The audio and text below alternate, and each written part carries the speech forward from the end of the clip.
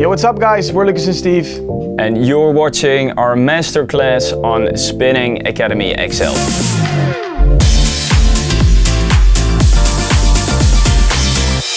Today we're going to talk about A&Ring. A&Ring, is that even a word? I don't know. Artist and repertoire manager at a label is traditionally somebody who picks the songs for the artist. So back in the day, Michael Jackson was singing a song, then somebody at his label was picking, maybe this is a cool song to do, just for example. Nowadays in the dance music industry, it's a little bit different because of course everybody makes his own music. Sometimes somebody gets sent like a whole song and is asked, do you want to produce this? Do you want to work on this song? Then that's kind of the traditional way. But it's super important now that if, for example, we produce a track, we want to get some feedback, and that's where our A&R comes in. So he's not telling us which song to do, but he's kind of giving feedback on the stuff that we send, and he's Jorn, in this case, from Spinnin Records. He's telling us whether it's a good idea to put it on Spinnin Records or to change some stuff or whatever. An important thing A&R wise is of course the music. That's where it all starts. We are having the project of Another Life opened here. It's one of our newest tracks featuring Alida, who has an amazing voice. We're going to walk through the outstanding parts of this track and why we think that our A&R was hyped about this one. Super important, regardless of your level, is the melody. The melody and the hook, obviously. Yeah. The whole song structure is also really important, but there is a saying, don't bore us, take us to the chorus. Definitely, and it's definitely true. And that's definitely true. You just want to listen to the hook, and if that is really good, melody-wise, chords-wise, and mix-wise / mastering-wise, then you probably have the release. So for this track, it is Another Life, and the part our A&R felt for were the melodies and the chords, and they are right here.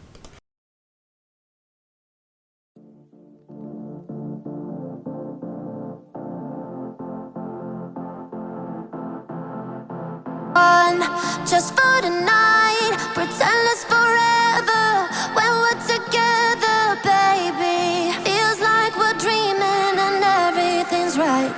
Wish you were gone by the end of the night.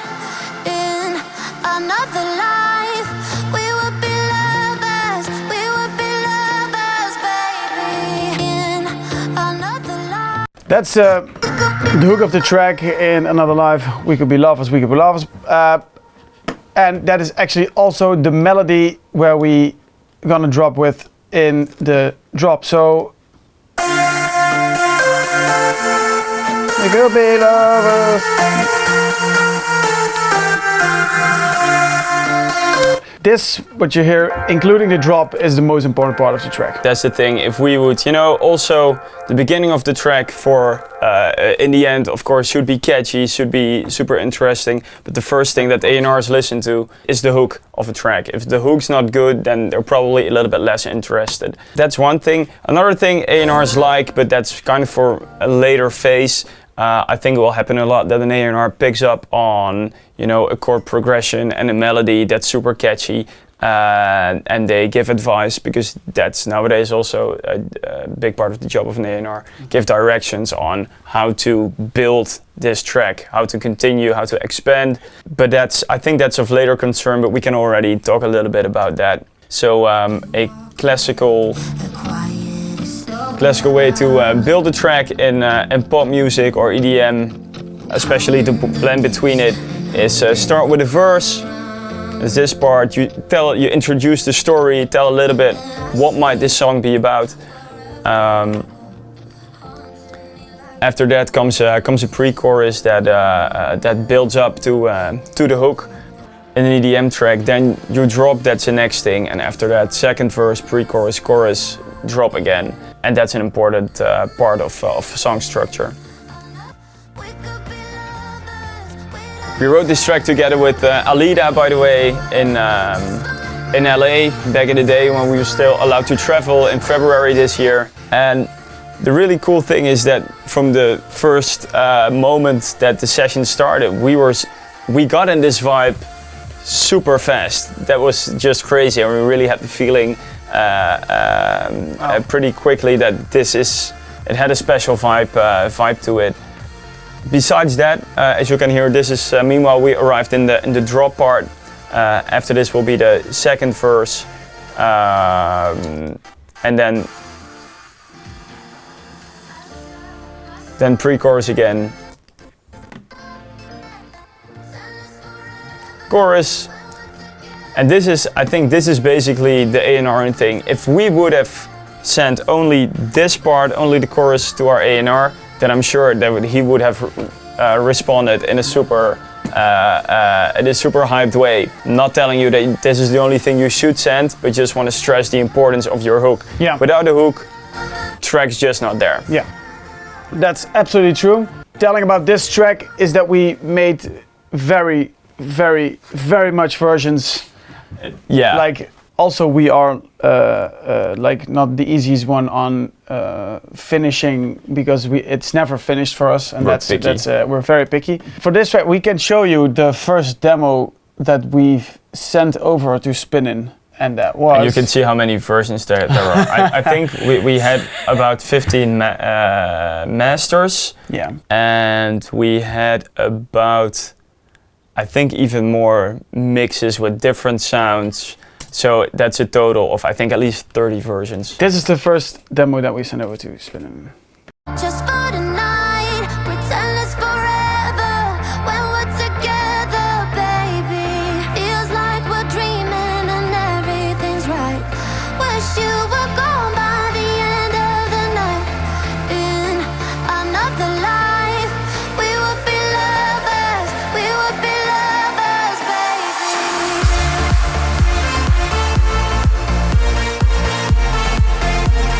So as you can hear, the lead sounds like shit. It doesn't sound like shit, Well, but it's just different. It's a different sound. It's we had a crossover track in mind, and for that purpose, this lead is too aggressive. But it's also for a club mix. It's just not There yet. not powerful enough. So it was a little bit in between. In between, which is not good for like clubbing or radio-wise or Spotify-wise. So we thought which direction we're gonna choose. Is it the club side, or is it the more poppy-oriented kind of vibe? In which way we actually produced the last couple of months. Yes. And which we really like.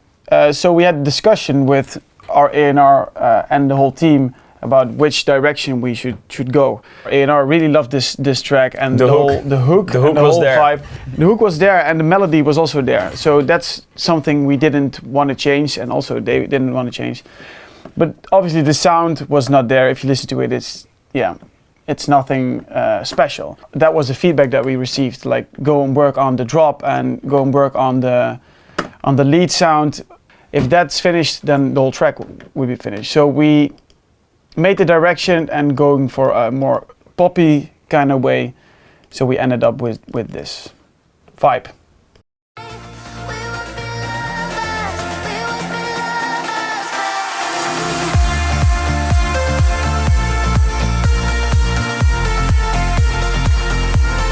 It's way easier to the ear. It's a warmer sound. It's less aggressive but more powerful. It's a subtle difference between those two things, but it's definitely something that happened here, and we might actually use the old sound for a club mix. For a club mix. I mean, we're working on a club mix, and it could be cool to include that, but still, it wouldn't be enough to use just that. It will take some time, mixing that and getting some cool sounds together. Mm-hmm. However, we really believe that it's worth spending so much more time on your mixing and your mastering. But especially mixing before sending it to your A&R. Of course, in the end, mastering is super important. And I also think that it can really help to boost your loudness levels a little bit. A&Rs always claim they can listen through that, but you don't want them to play a track of another producer that's super loud and that sounds super nice, and then there's your track, maybe with a good hook, but then it will just be in the shadow of the other louder track. That's something to keep in mind. And worth on spending time to. A lot of A&Rs claim that they can listen through a rough mix, and they always hear the potential. Like but that's nobody. If you listen to an unmixed track by yourself, it's not nice to listen to. Summarized, make sure your track sounds good. Spend all the time you can all the time you have mixing it. Eventually, I think it's a very good idea, especially if you're working your way up the ladder, to leave a track for a week, maybe even 2 weeks. Then start mixing it again. You don't have to start all over again. You can do that, but still, it makes sense to just keep on improving that, and especially keep comparing it to other tracks of the stuff you love that's already mixed or even mastered. Keep on comparing. Hook also super important. If the hook's not there, then the track's not there, and try to boost your loudness a little bit. If you're unexperienced mastering, then I don't know, just use a plugin like Pro L to make it a little bit louder. Don't overdo it because it will ruin your track. Ozone or something like preset. Just do something to boost it a little bit. To boost it, but don't just click a preset that will alter your sound too much, because that's not what you want. You obviously listen to it. Yeah, true. Yeah. And the other thing, what is really important, which we learned throughout the years, is just trust your A&R. Also trust your A&R, because sometimes it's if really you have a good one. If you have a good one, obviously. When we received like feedback from Jorn in the early days, we were always like, "Oh, come on! What is he talking about? What is talking again?" About? It can be difficult because you spend so much time working on the track, like it's your baby or something. Yeah. So if you hear like this and this and this could be better, then you're always like, fuck this. Then you're always like, I don't want this. What do you know? What do you know? We've spent weeks working on this track, and you listen 2 seconds, and you trust me. These guys, this is all they're doing the whole day, so they know what they're talking about. Yeah. So if it makes it any easier, keep in mind that we also have an A&R that's bugging us every now and then about like the smallest things that we, in the beginning, don't necessarily agree on, but in the end, that's part of the game. Yeah. Embrace it, but never let it put you down. It's okay to sometimes make something that's not a big hit from the start. It's fine to grow in your music, and just don't stop doing it. That's what I'm trying to say. Don't get frustrated if not everybody's super hyped from the start. That's part of the process, and you can learn a lot from that. So we just talked a little bit about the music side of A&Ring, what's important in your tracks, what should your track sound like. Yep. But now it's also time to talk a little bit about the business part. What does an A&R want to hear, and does that have anything to do with your image? What's super important is something called your USPs, your unique selling points, which is what makes you different from another artist, and if you work around that in the right way, it can make you stand out above the others, besides your music also. That's why it's important to start building your social media. Maybe make sure to have some videos, or you could. Some people use vlogs. It's not a thing that we do too much. But you can do it. But you can definitely do it to build your brand. If an A&R is listening to a track and he's like, that's pretty interesting, let's dig into this a little deeper. It's easy to just Google you, look for your Instagram account, look for stuff on YouTube or whatever. And if the A&R sees an interesting person with a story to tell, with maybe already a little bit of an image of a brand, then it can be interesting for the A&R to, sell you to the label, to the company, and eventually to an audience. Other things that are really helpful for us were making remixes for the bigger artists in the scene. So we did a couple of remixes that Spinnin noticed about, and I think it was Beatport, right? Yeah. That was the website that created a hype around DJs, or back then it was like 5, 6, 7 years ago. We remixed those tracks, and we were, I think, in the top 10 for a long time. So then we get the attention of Spinnin, and so they knocked on our door and they were like, "Oh, who are these guys and where are they from?" Then we got signed at Spinnin. It's not that easy, but in a nutshell.